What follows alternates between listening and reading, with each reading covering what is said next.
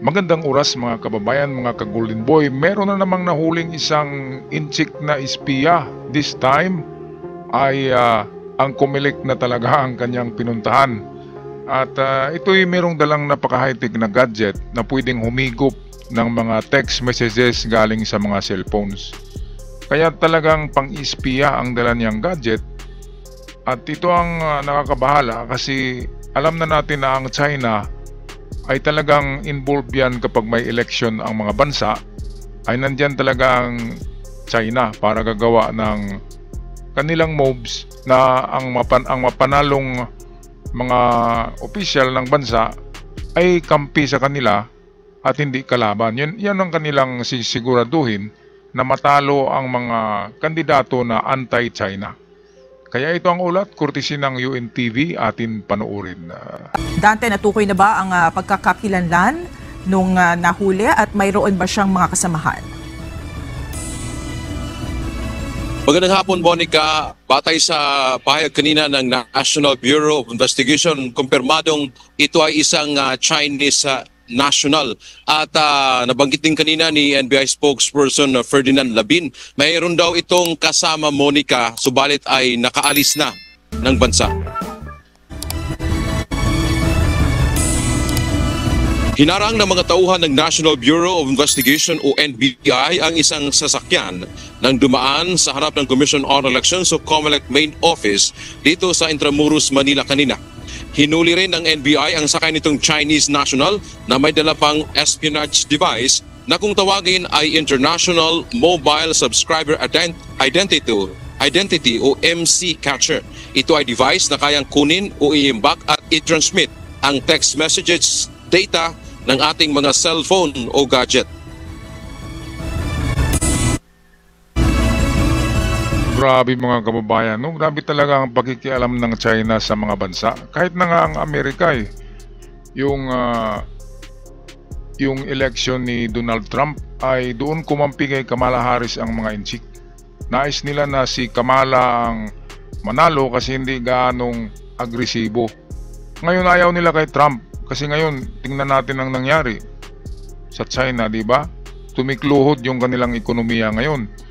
At meron na ngang napakaraming rally, demonstrasyon sa China ng mga pro-democratic Chinese kasi yung kanilang mga negosyo ay nasara na. Kaya nagkagulo na ngayon internally sa China dahil kay Trump.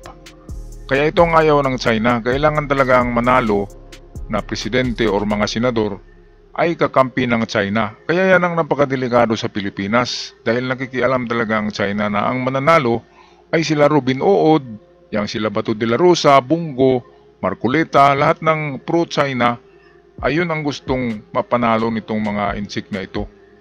Kaya dito pa lamang kung ano-anong ginagawa, mayroon pa mga Chinese spy na napakaraming daladalang high-tech na gadget, pang-espiya.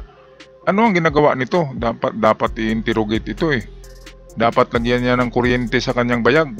Di ba? Para kakantayan ng karaoke, di ba? At ipagtapat niya na inutusan siya ni Xi Jinping. Yun ang dapat gawin ng mga ng NBI. I-torture yan, dalhin sa torture chamber. Napakahayop na mga inchik yan, mga traidor. At nagpanggap pa na Pilipino, di ba? Gumamit ng Philippine driver's license At magaling magsalita yan ng Pilipino dahil nag-aral nga yan sa mga university ni Digong sa China. Katulad ni Alice Go, mga mga sleeper cell yan. Matagal na yan sa Pilipinas, meron ng mga asawa na Pinay, kaya hindi mahalata hanggang sa natiktikan ng NBI. Kaya ito, tingkagol sa bilangguan to. Balik tayo sa balita. Kaya nitong higupin sa distansya na 500 meters to 3 kilometers lahat ng aktibong mobile gadget na gumagana. And as we speak, nahihigop nito ngayon yung ating messaging, yung ating content. Grabe. Ayon kay NBI spokesperson Director Ferdinand Labin, ilang araw na nilang minamanmanan ng dayuhan at nasa 5 araw na rin anya itong may operasyon. Dagdag pa nito, karamihan ng pinuntahan nito ay matataong lugar na may pasilidad ng pamahalaan. Ang pinupuntahan niya karamihan ay yung mataong lugar. Galing na sila sa Bikutan, galing na sa Makati, Manila area at then dito sa Intramuros. Ito ang pinupuntahan talaga ng mga NCIC na yan ay yung may mga government facility. Katulad yan sa Intramuros ay nandyan yung main Comelec office.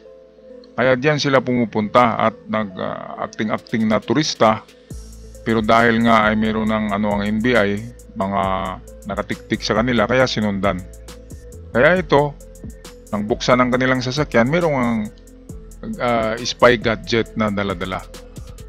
Sa GMA News, kanina ay meron ding NCIC na hinuli sa ng Bureau of Immigration. Hinuli sa isang puok diyan sa Maynila, Makati yata. At napakaraming itong kumpanya sa Pilipinas, 47 daw ka company. Nagmamay-ari ang NCIC na yun. Sa GMA News yun, hindi natin na isama dito. Pero ito naman ay sangkot talaga ito sa sa national security kasi Comelec ang ini-spyan niya eh. Hindi natin alam, baka meron siyang itong transmitter na pwedeng makatransmit ng, sabihin natin, ng codes doon sa machine ng Comelec, di ba? At baka mabago yung di ba? Yung ng machine, yung proseso ng pagpalabas ng mga paper ballots during election, di ba? Hindi natin alam kung gaano ka-high-tech ang mga gamit ng NCIC na yan. Bakit lumapit sila sa Comelec? Ibig sabihin, may tiktikan sila doon. At, ito'y national security na talaga. Kahit nga si Xi Jinping ay nagsabi na aresto lang daw tayo mga Pilipino ng mga NCIC. Wala naman daw spy. Grabe itong si Jinping, no? Sarap talaga pagsampalin. Wala daw spy. Anong tawag dyan? Ang dami-dami na nga, di ba? Mayroon ng 10 nahuli lahat. Ngayon nadagdagan naman ng isa. 2 ito kasi isa yung lumabas, isa yung nasa sasakyan. So 12 na lahat ka-NCIC na lahat spy ang nahuli ng ating NBI, ng otoridad. Kaya napakadelikado na. Hindi lang ganyan eh. Hindi lang ganyan kadami. Marami pa yan. Kasi yung sa bahay ni Roque, natandaan nyo yung 2 Chinese doon na sinabi ni Roque na Cambodian daw. Hindi pala yung Cambodian. Mga NCIC pala yun at kasama rin pala yun sa mga Chinese spy. Kaya ibig sabihin, konektado talaga si Roque sa mga Chinese. Mga kababayan, di ba? Nagsinungaling pa siya, Cambodian daw. Ngayon, buko na nabuking siya, Chinese pala at spy din. Grabe. Kaya, sa panahon ni Digong, ilang taon ba? 6 na taon lang. Ay napasok na tayo totally ng mga NCIC. Noon, sa panahon ni Pinoy, hindi gaano pero meron ng mga sleeper cells dito. Pero sa panahon ni Digong talaga, nag-operate na lahat. Yan ang pugo, ang illegal nila na malaking kita na kumpanya ng mga NCIC na yan ay ang pugo. Alam natin na meron ding share ang mga public officials, government officials sa kita sa pugo. Tinatawag yun na payula, yung parang binigyan ng komisyon. SOP ang tawag, di ba? Okay, so patuloy tayo sa balita courtesy ng UNTV. Isa sa ilalim ng NBI sa pagsusuri ang nakuhang MC capture para malaman kung ano mga datos ang nakuha nito. Ito ay lalo na't malapit sa Comelec main office. Siya dumaan kanina at kumukuha pa niya ito ng larawan. Hindi natin sigurado kung ano na nakuha niyang information, but we are subjecting this to cyber forensic examination. Ang nahuling dayuhan ay inaasahang kakasuhan sa ilalim ng espionage law na may kaugnayan sa Cybercrime Prevention Act. Hindi pa masabi ng NBI kung may kaugnayan ito sa mga naunang nahuling Chinese national na sinasabing nang-iispiya sa bansa. Samantala, dagdag pa ni Lavin, hindi nila inaalis ang isyu ng foreign interference o pakikialam ng ibang bansa sa papalapit na halalan sa Pilipinas. Kamakailan lang ay mainit ang isyu ng pakikialam partikular ng China sa nalalapit na halalan sa May 12. Ayan, totoo yan. Hindi ng ibang bansa, ng isang bansa. Hindi na marami, isang bansa lang nakikialam sa atin. Yan ang China. At ang alam nyo ba na ang China ngayon ay halos mag-people power revolution na doon. Grabe, meron na palang napatay na isang pulis na Chinese sa riot. Pinatay ng mga civilian doon na nagrally, nagwilga. Grabe, ang gulo-gulo na. Kaya si Xi Jinping ay itong makipag-deal na kay Donald Trump tungkol sa tariff. Kasi na talagang iyakan na doon ng mga negosyante sa China. Kaya nga nagrally na, nagwiwilga na kontra sa mga komunista. Grabe, no? Grabe ang nangyayari sa China, pero dito sa labas ay pinapakita nila na malakas pa rin sila eh. Pero internally ay wala na, kinakain na sila doon. Baka nga ang mga Chinese ang bibitay diyan kay Xi Jinping at sa iba pang mga opisyal ng Communist China.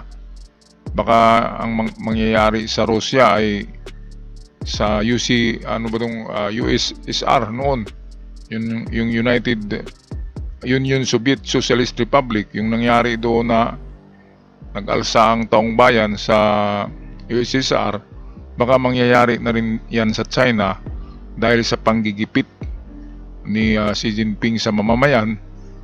At dahil din yan, backfire sa ginagawa ng China sa Pilipinas at sa Amerika. Kaya sa giyera ng taripa ay talo talaga ang China kay Donald Trump.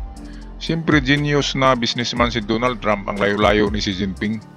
Si Xi Jinping ay hindi yan ekonomista, hindi yan eksperto sa negosyo. Ang kanya ay talaga, itong giyera. Kasi communist eh.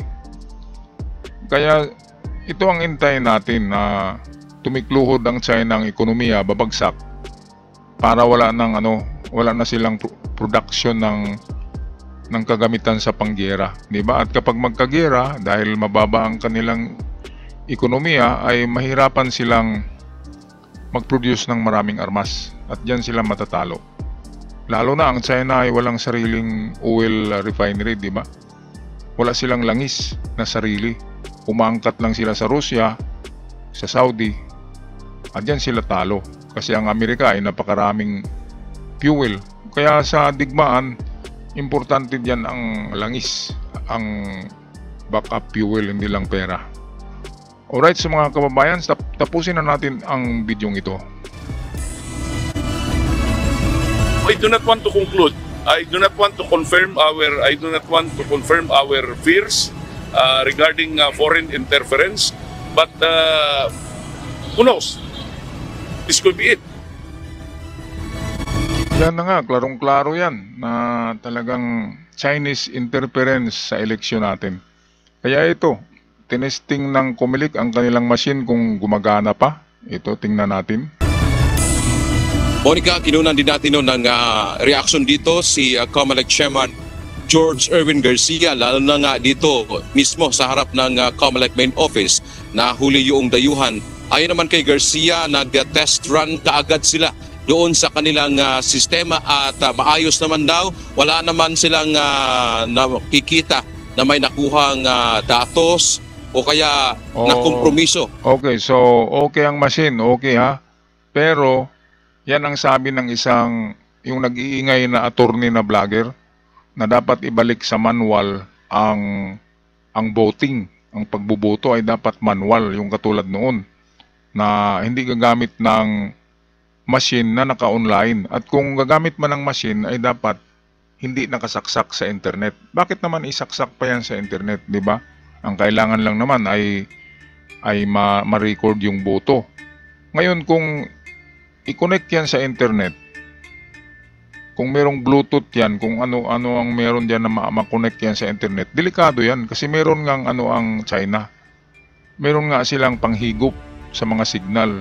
At pwede silang magdagdag ng ng score ng isang politiko, di ba? Kasi kayang humigop yung machine ng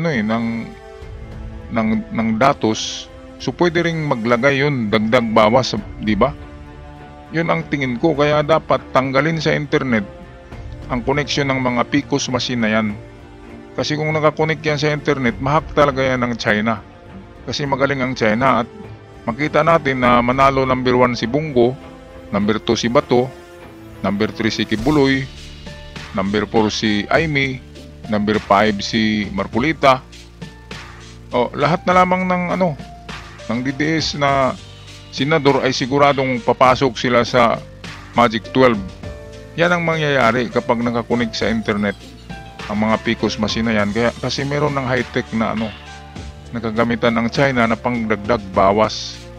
Katulad ng dala nung nahuli kanina, ay pwede kang humigop ng mga conversation sa cellphones. Kaya pwede rin ito, basta nakakonek sa internet ang machine na yan, ay pwede rin mahigop niya ang datas dyan at baka pwede pang itong ma-distort, di ba? Pwedeng madagdagan. Kaya napakadelikado. Alright mga kababayan, pag-comment sa ating comment section, ito ba yung national security? Itong pagdami ng mga Chinese spy na nakikialam at nakuhaan ng mga spy gadget. Alright, so sa mga bago pa lamang sa aking channel, huwag niyong kalimutan mag-subscribe at i-share ang ating videos para palagi tayong updated at malaking tulong sa akin at sa ating mga kababayan. Hanggang sa muli, maraming salamat.